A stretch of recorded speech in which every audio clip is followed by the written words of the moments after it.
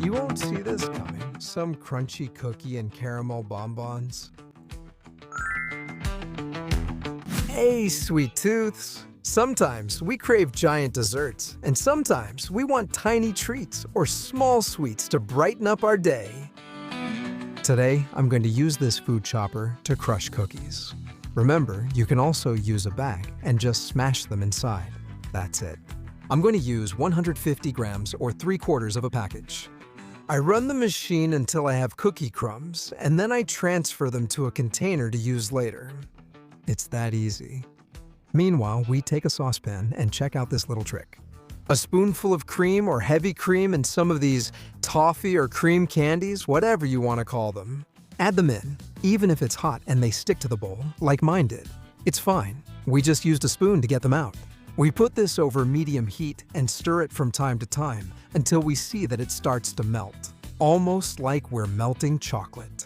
The thing is, they're gonna start melting, forming this kind of hot foam that makes all the caramel start to get sticky. As the seconds go by, this starts to get better in just a few minutes. We'll have an almost creamy mixture like the one you see here.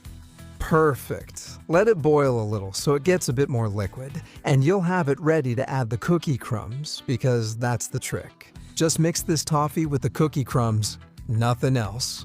Now, we stir it until it's perfectly combined, and we get the most uniform texture possible. This is the final texture. If you want to give it one last stir off the heat, so it cools down as evenly as possible. But remember that today, we need this warm. So straight into any mold, chocolate molds, or regular ice cube trays. Or simply roll it with your hands, however you prefer, or make irregular pieces, which also looks nice. Since I have these little molds, I'll use them. With a small spoon, I press it in to keep it compact. And that's it. You can also make them in a slightly larger size. The thing is, once you're done and have the shapes ready, set them aside in the fridge or refrigerator for a little while so they cool down and firm up.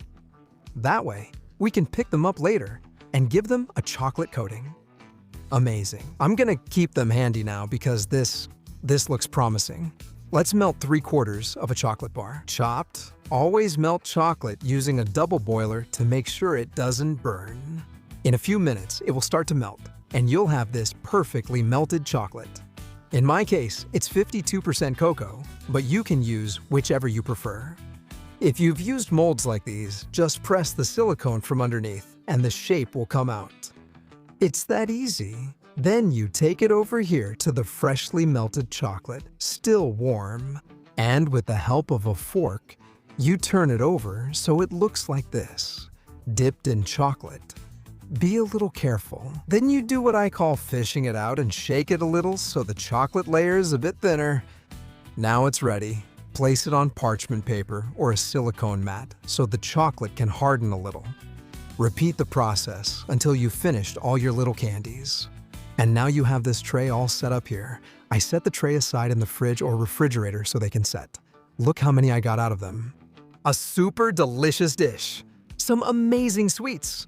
Look again. And I hope you'll help me decide which ones you like best.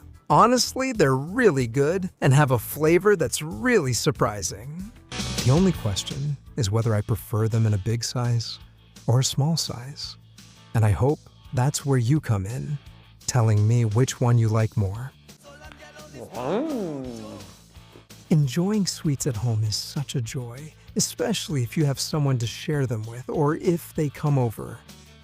I hope you'll tell me down here in the comments what you usually use to surprise people.